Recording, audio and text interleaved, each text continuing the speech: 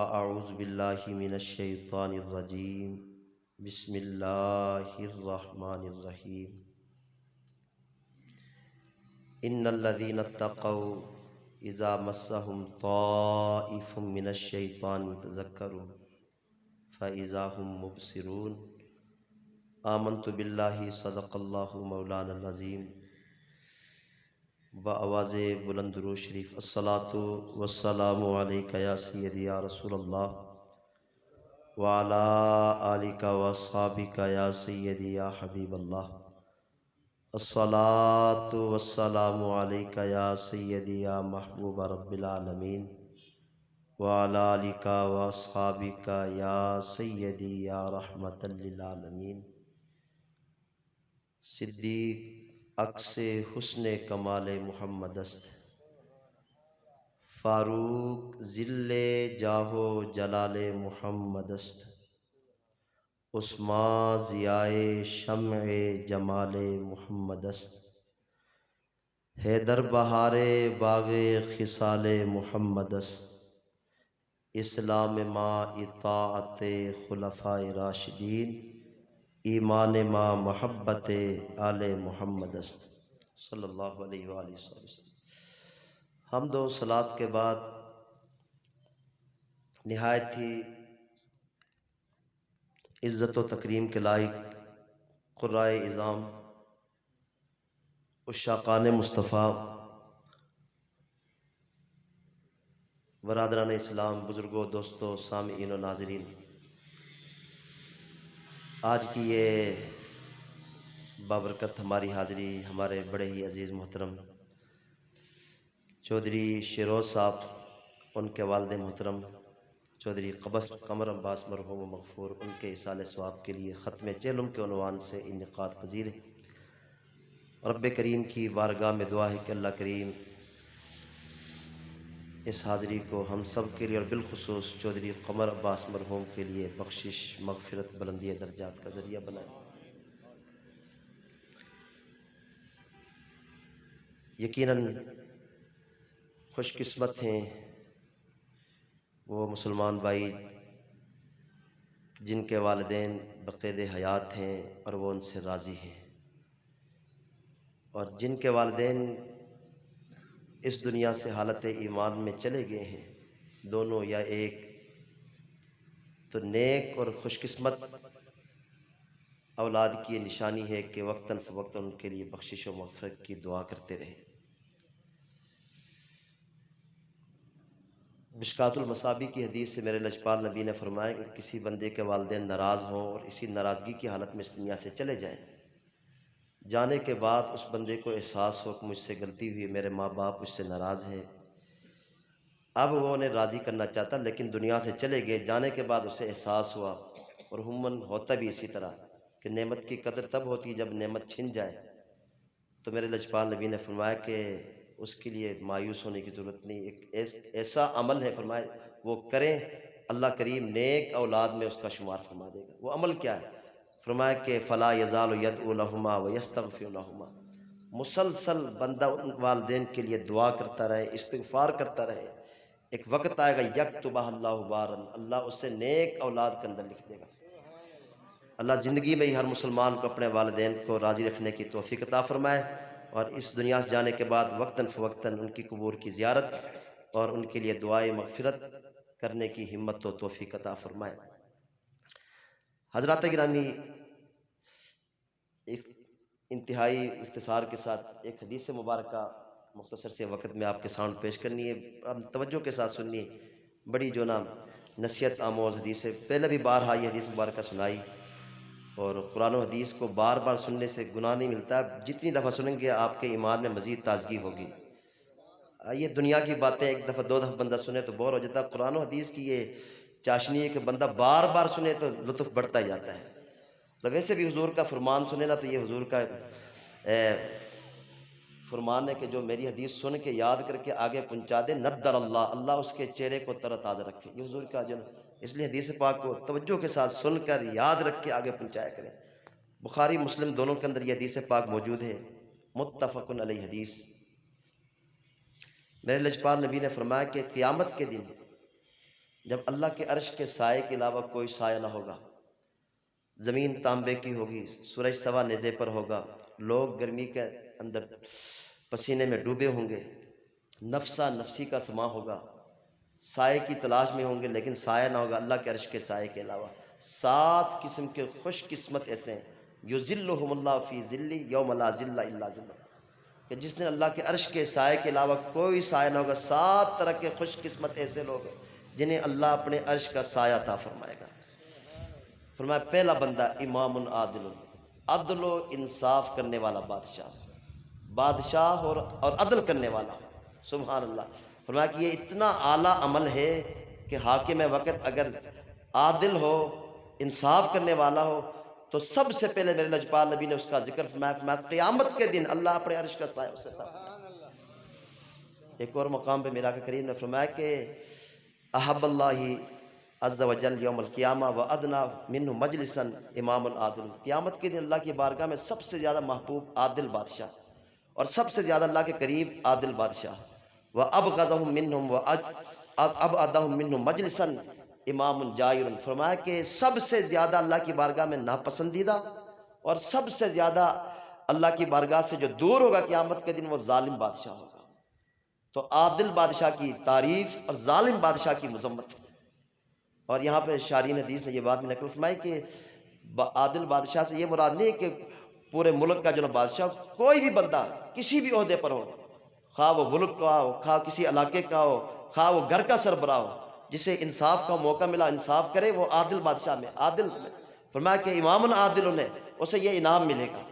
تو امام عادل بادشاہ، یہ اللہ کی زمین پہ جو نا اللہ کے بندوں پر اللہ کی رحمت کا سایہ ہوتا ہے، جنہیں اللہ کریم نیک صالح حکمران عطا فرما دے تو یہ اللہ کا شکر کرنا چاہیے کہ اللہ کریم نے ہمیں جو نا عادل بادشاہ عطا فرمایا۔ لیکن یہ بات بارہا میں آپ کے گوش گزار کرتا رہتا ہوں کہ عادل بادشاہ جو نا آسمانوں سے نہیں آتے، عادل بادشاہ ہمارے چناؤ سے ہوتے ہیں، ہمارے انتخاب سے ہوتے ہیں۔ جب چناؤ کی بات آتی ہے عادل بادشاہ، تو ہم کہتے ہیں کہ جی کوئی بدماش، کوئی چور، کوئی ڈاکو اس کو چنو۔ نیک عادل بادشاہ کی بات کی جائے تو کہتے ہیں یار یہ حکمرانی کیا کریں گے، انہوں نے کیا حکمرانی کرنی۔ جب بھی کہا جاتا ہے حضور کے دین کے لیے ووٹ دیں، حضور کے دین کے نکلیں، اور نہیں یار یہ تمہارا جو نا ووٹوں کے ساتھ کیا تعلق۔ یاد رکھیں جس نبی کا کلمہ پڑھا، اس نبی کے نام پر جب ووٹ کی بات کی جاتی ہے، کسی نیک آدمی کو آگے کرنے کی بات کی جاتی ہے، تو ہمارا جو نا ایمان وہاں پہ جو نا ٹھس ہو جاتا ہے۔ خدا را اپنے ایمان کو مضبوط کریں۔ جس نبی کی بارگاہ میں جو نا قبر میں ہم نے پیش ہونا، اس محبوب نبی کو چہرہ کیا دکھانا ہے، جس نبی کے لیے ہم ایک ووٹ، ایک پرچی دینے کے لیے ہم تیار نہیں، جب ہم کہتے ہیں کسی نیک صالح حکمران کو جو نا آگے لے آؤ، ظالم چور ڈاکوں سے جان چھڑاؤ، تو ہم کہتے ہیں کہ او نہیں جی ہماری کچہریوں میں، ہمارے تھانوں میں جو نا ہمارے کام کون آئے گا۔ خدا را یہ سوچیں، چھوڑ دیں، کسی عادل بادشاہ کا انتخاب کریں۔ یاد رکھیں پاکستان کی جو بقا ہے وہ نظام مصطفیٰ کے اندر ہے، یہ پکی بات ہے، یہ پکی بات ہے۔ پاکستان نے محفوظ ہونا، ترقی یہ نظام مصطفیٰ، کیونکہ یہ بنا بھی دین کے نام پہ، اور اس نے ترقی بھی حضور کے جو نا نظام مصطفیٰ سے کرنا ہے۔ اور یہ تب ہی ہو سکتا ہے کہ جب ہم جو نا یہاں پہ جو نا کسی نیک عادل بادشاہ کا انتخاب کریں گے۔ بحمد اللہ تعالیٰ یہ قمر صاحب کے جو نا بیٹے چودھری شیروز صاحب، یہ ہمارے تاریخ لبیک کے ساتھی ہیں، اور بڑے مشکل وقتوں میں انہوں نے جو نا تاریخ کا ساتھ دیا۔ تو یہ ہر طرح کے لوگ جو نا انشاءاللہ کوشش کریں نیک صالح حکمران کو آگے کریں۔ 70-80 سال ہو گئے پاکستان کو چور ڈاکو کھا گئے، اور ہم روتے جی نیک بادشاہ نہیں آ رہا، کوئی عادل بادشاہ نہیں آ رہا۔ جب ہم اس طرح کی بات کریں کہتے ہیں یہ جی محراب و منبر کی بات نہیں، یہ مطلب نہ کہ سیاسی ہو۔ یاد رکھیں محراب و منبر کا یہی پیغام ہے کہ حضور کے دین کو تخت پہ لائیں، اور حضور کا دین تخت پہ تب آئے کہ جب عادل بادشاہ کا انتخاب کریں گے، نیک بادشاہ کا۔ تو امام عادل، عادل بادشاہ، فرمایا کہ یہ اتنا بڑا جو اللہ کی بارگاہ میں مقبول بندہ، کل قیامت کے دن اللہ اسے اپنے عرش کا سایہ عطا فرمائے گا۔ دوسرا بندہ فرمایا کہ شاب نشا فی عبادت اللہ، وہ نوجوان جس نے اپنی جوانی اللہ کی عبادت میں لگائی۔ سبحان اللہ۔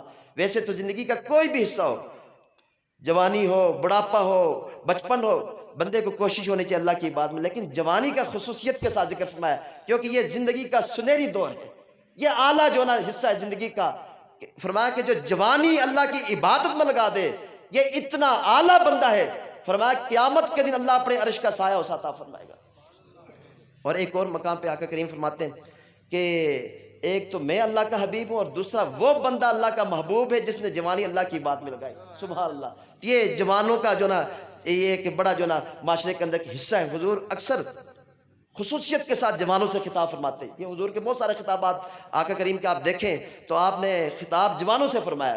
ایک مقام فرمایا یا معاشر الشباب، اے نوجوانوں، من استطاع منکم الباءۃ فلیتزوج، فرمایا کہ جو تم میں سے نکاح کی طاقت رکھتا ہے نکاح کرے، کیونکہ اس کے بہت سارے فائدے ہیں. بندے کی نگاہ محفوظ، شرمگاہ محفوظ، گناہوں سے بچ جاتا. فمن لم یستطیع، فرمایا جس میں طاقت نہیں، فعلیہ بصوم، وہ روزے رکھے. یہ خصوصیت کے ساتھ حضور کا جوانوں سے خطاب ہے. تو یہ جوانوں سے خطاب کرنا یہ اس بات کی نشانی ہے کہ جوان جو نا قوم کی ریڑھ کی ہڈی کی مانند ہے. ان کا معاشرے کے اندر بڑا مقام ہے.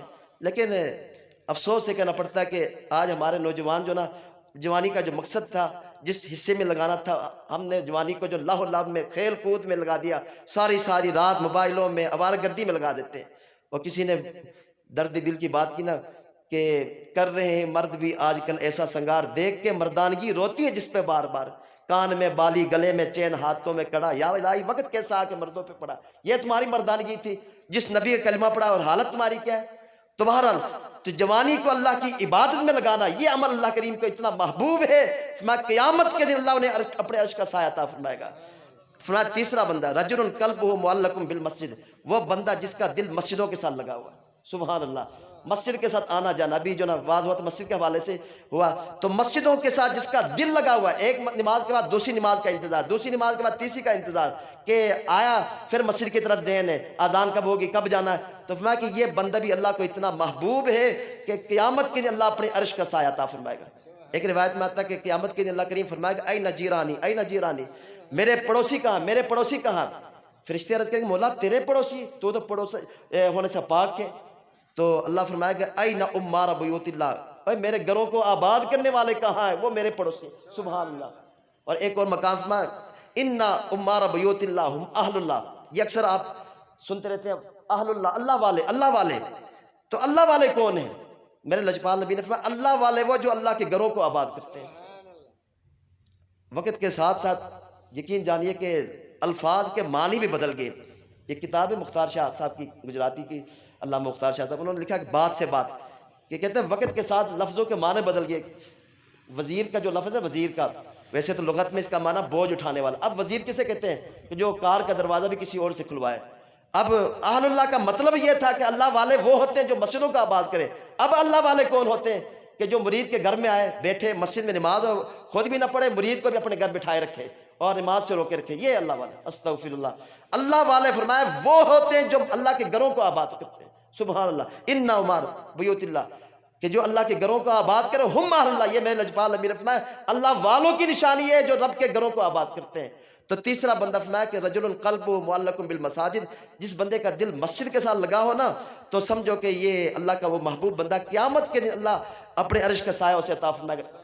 چوتھی فرمایا کہ رجلین تحابا فی اللہ اجتماع علیہ وتفرقا علیہ، وہ دو خوش قسمت جن کی آپس میں محبت کوئی ذاتی مقاصد کے لیے نہ ہو، اللہ کی رضا کے لیے اکٹھے ہوئے، اللہ کے لیے جدا ہوئے، اللہ کے لیے، اور کوئی ذاتی مقصد نہیں تھا. الحب للہ والبغض للہ کا پیکر ہو، یہ عمل بھی اللہ کو بڑا پیارا. ایک اور مقام پہ میرا آقا کریم نے فرمایا کہ من احب للہ وآطا للہ وابغض للہ ومنع للہ، کہ جو بندہ اللہ کے لیے دے، اللہ کے لیے روکے، کسی کو دے رہا تو اللہ کے لیے روک رہا تو اللہ کے لیے، پیار کر رہا تو اللہ کے لیے، بغض اللہ کے لیے، فقد استکمل الایمان، اس کا ایمان کامل ہے. ایمان کامل کی نشانی ہے. ہم دیکھنا کیا ہے، غوث پاک سے محبت کرتے ہیں، امام اعظم سے محبت کرتے ہیں، داتا صاحب سے محبت کرتے ہیں، اعلیٰ حضرت سے محبت کرتے ہیں، حالانکہ ہمارے کوئی رشتے نہیں ان کے ساتھ. کیوں محبت کرتے ہیں؟ کہ اللہ کی رضا کے لیے. ہم فرعون، نمرود، شداد، بدبختوں سے جو نفرتیں کرتے ہیں، کیوں کرتے جی؟ یہ اللہ رسول کے دشمن ہیں. تو یہ ہے کہ الحب للہ والبغض للہ. تو فرمایا کہ رجلین تحابا فی اللہ، وہ دو خوش قسمت کہ جن کی محبت اللہ کی رضا کے لیے. چوتھے نمبر پر یہ بندے اللہ کے عرش کا سایہ انہیں نصیب ہوگا. اور پانچویں نمبر پر فرمایا رجل ذات امراتی حسب و نسب و جمال، فرمایا کہ وہ آدمی جس کو حسب و نسب، خوبصورت خاندان والی، ظاہری بھی حسن ہے، خاندان بھی اعلیٰ ہے، عورت اس کو دعوت دے اور وہ آگے سے کہے انی اخاف اللہ، میں اللہ سے ڈرتا ہوں. خوف خدا میں کہے کہ میں نہیں گناہ کرتا ہوں. بظاہر کوئی رکاوٹ بھی نہیں تھی، اعلیٰ خاندان بھی تھا، حسن بھی تھا، لیکن خوف خدا میں بندہ گناہ سے رک جائے یہ عمل اللہ کریم کو اتنا پیارا ہے، اتنا محبوب ہے، فرمایا کل قیامت کے دن اللہ کریم عرش کا سایہ انہیں عطا فرمائے گا۔ یہ ہے تو بڑا مشکل، لیکن انعام بھی بہت بڑا ہے، اور انعام کی قدر تو کل آنکھیں بند ہونے کے بعد پتہ چلے گا نا، کہ جب حشر کا میدان لگا ہوگا، زمین تانبے کی ہوگی، سورج سوا نیزے پہ، آج سورج نے پیٹ کیا ہوا ہے، کل جب رخ ادھر ہوگا تو پھر پتہ چلے گا یہ کتنا بڑا انعام خوش قسمت لوگوں کو ملے گا۔ لیکن شرط یہ کہ بندہ جو نا کہ گناہوں سے بچے، یہ گناہ کا بندہ سب کچھ ہو لیکن کہ انی اخاف اللہ، اور یقیناً یہ عظیم لوگوں کا کام ہے۔ سیدنا یوسف علیہ نبینا علیہ السلام کی سیرت دیکھیے، ایک طرف زلیخا ہے، حضرت زلیخا حسن بھی ہے، جمال بھی، عزیز مصر کی بیوی بھی، حسب و نسب ہے، لیکن آگے سے جواب آتا معاذ اللہ، قال معاذ اللہ، اللہ کی پناہ۔ تو جو بندہ اس سنت پہ عمل کرتا ہے پھر انعام بھی بہت بڑا ہے۔ سیدنا عمر فاروق رضی اللہ تعالیٰ عنہ آپ کے دور خلافت میں ایک نوجوان تھا، یہ بالخصوص نوجوانوں کے لیے بڑا جو نا عبرت آموز واقعہ ہے، اور عموماً جوانی کے اندر جو نا گناہ کے اسباب جب ہوتے ہیں تو ہم لوگ جو نا شیطان کے جال میں پھنس جاتے ہیں، تو خدا را اپنی جوانیوں کو جو نا غفلت میں مت گزارے۔ تو آپ فرماتے ہیں کہ نوجوان تھا، مجھے اس پر بڑا رشک آتا تھا، 5 وقت کی نماز پڑھنی اور مسجد کی طرف آنا جانا۔ اب وہ نوجوان جب عشاء کی نماز پڑھ کے نکلتا ہے تو ایک حسین و جمیل عورت اپنے جال میں پھنسانے کی کوشش کرتی، لیکن وہ اس طرف دیکھتا نہیں تھا، چلا جاتا اور اپنے گھر جاتا ہے۔ ایک دن خدا کا کرنا ایسا ہوا کہ جب وہ نوجوان اس عورت کے گھر سے قریب سے گزرا تو اس عورت نے دعوت دی، تو شیطان نے جو نا تھوڑا سا آپ کی توجہ اس طرف کی، تو وہ بندہ جو نا رکنے کے بعد اس عورت نے جب دعوت دی تو آپ کو قرآن پاک کی ایک آیت یاد آئی جو میں نے جو نا خطبے میں پڑھی تھی، ان الذین اتقوا اذا مسهم طائف من الشیطان تذکروا فاذا هم مبصرون، کہ متقی وہ لوگ ہیں جب شیطان کی طرف سے خیال آ جائے اور پھر انہیں رب یاد آ کر فوراً کی آنکھیں کھل جائیں اور گناہ سے بچ جائیں، یہ متقی لوگوں کی نشانی ہے۔ اس بندے کو، مرد کلندر کو، اس مجاہد کو جو نا یہ آیت جب یاد آئی تو بے ہوش ہو کے گر گیا۔ اب وہ فاحشہ جو عورت تھی ڈر گئی، اب میرے جو نا ذمہ جو نا اس کا قتل لگ جائے گا۔ اس نے اپنی کنیز سے، لونڈی سے کہا اسے اٹھا کے اس کے گھر چھوڑاؤ۔ کسی کی مدد سے جب چھوڑا گیا، جب اسے ہوش آیا، اس کے باپ نے پوچھا کیا معاملہ ہوا، اس نے جب واقعہ بتایا، فوراً جب یہ منظر یاد آیا پھر بے ہوش ہو گیا اور اللہ کو پیارا ہو گیا، اور راتوں رات اس کا جنازہ ہوا۔ صبح سیدنا عمر فاروق رضی اللہ تعالیٰ عنہ آپ کو جب اس کا پتہ چلا، آپ نے فرمایا مجھے بتایا کیوں نہیں؟ آپ اس کی قبر پہ گئے، جانے کے بعد جو نا آپ نے قرآن پاک کی آیت مبارکہ پڑھی کہ وَلِمَنْ خَافَ مَقَامَ رَبِّهِ جَنَّتَانِ، جو اپنے رب سے ڈرتا اللہ اسے 2 جنتیں عطا فرماتا ہے۔ اے مرد کلندر بتا، اللہ نے تجھے 2 جنتیں عطا فرمائی؟ تو قبر سے جواب آیا ہاں، رب کریم نے مجھے 2 جنتیں عطا فرمائی۔ تو جو جوانی کو پھر اس طرح کی اعلیٰ صاف ستھری جو نا جوانی گزارتا، انعام بھی بہت بڑا ہے۔ تو فرمایا کہ یہ 5واں بندہ ہے جو ذات حسب و نسب و جمال والی عورت بلائے اور آگے سے کہ انی اخاف اللہ۔ 6واں آدمی رجل خالیا ذکر اللہ خالیا ففاضت عیناہ، وہ آدمی تنہائی میں بیٹھا ہو، رب کی یاد آ جائے، آنکھوں سے جو نا خوف خدا سے جو نا آنکھوں سے آنسو جاری ہو جائے۔ فرمایا کہ یہ بندہ بھی اللہ کو بڑا پیارا۔ محافل میں آنسو بہانا یہ تو نیتوں کو اللہ جانتا ہے، لیکن دکھلاوے کا شائبہ ہو سکتا ہے، لیکن تنہائی میں بندہ ہو اور خوف خدا میں آنکھوں سے آنسو جاری ہو جائے، میں یہ اتنا اعلیٰ بندہ کہ اللہ اپنے عرش کا سایہ عطا فرمائے گا۔ 7واں بندہ فرمایا وہ آدمی صدقہ کرے اور اللہ کی رضا کے لیے کرے، اور اتنا اسے چھپا کے کرے کہ دائیں نے دیا اور بائیں کا پتہ نہ ہو۔ سبحان اللہ۔ ویسے تو اللہ کریم نے دونوں چیزیں قرآن پاک کے اندر بیان فرمائی، ان تبدوا الصدقات فنعما ہی، صدقات ظاہر کر کے دو پھر بھی اچھا ہے، وَإِن تُخْفُوهَا وَتُؤْتُوهَا الْفُقَرَاءَ، اگر تم انہیں چھپا کر دو یہ تمہارے لیے بہت بہتر ہے۔ علماء فرماتے ہیں زکوٰۃ جو واجب صدقات انہیں ظاہر کر کے دیں، جو نفلی صدقات ہیں کوشش کیا کریں انہیں چھپا کے دیا کریں۔ بہرحال بات ہے دل کی، اگر دکھلاوے کے لیے اگر دیتے ہیں تو پھر تو کوئی فائدہ نہیں۔ لا تبطلوا صدقاتکم بالمن والعزا کالذی ینفق مالہ رئاء الناس، کہ جس طرح صدقہ دینے کے بعد بندہ احسان جتلاتا ہے یا صدقہ دینے کے بعد تکلیف دیتا ہے، تو جس طرح بندہ صدقہ دینے کے بعد ریاکاری کرتا ہے، تو فرمایا ان سے صدقہ باطل ہو جاتا ہے، صدقہ ضائع ہو جاتا ہے، اس پر کوئی اجر نہیں ملتا۔ بندہ جو نا حسن نیت سے، نیک نیتی سے جب اللہ کی بارگاہ میں تھوڑا بھی دے لیکن نیت اچھی ہو، اللہ اس پہ اجر عطا فرماتا ہے۔ تو یہ 7 طرح کے خوش قسمت ہیں جن اللہ کریم اپنے عرش کا سایہ عطا فرماتا ہے۔ یہ پاکیزہ اصال ثواب کی محفل میں حاضر ہیں۔ اصال ثواب کی محافل میں حاضری کا صرف یہی مقصد نہیں ہوتا کہ آ کے جو نا دعا کر کے چلے جائیں، مقصد یہ بھی ہوتا ہے کہ یہاں سے کوئی اصلاحی پیغام بھی لے جائیں۔ آج ضرورت اس امر کی ہے کہ ہمیں اپنی زندگیوں کے اندر تبدیلی پیدا کریں، جس مقصد کے اللہ کریم نے یہ ہمیں زندگی دی اس مقصد میں ہمیں لگائیں تاکہ اللہ کریم جو نا ان خوش قسمت لوگوں میں ہمارا شمار فرمائے. آمین و آخر دعوایا ان الحمدللہ.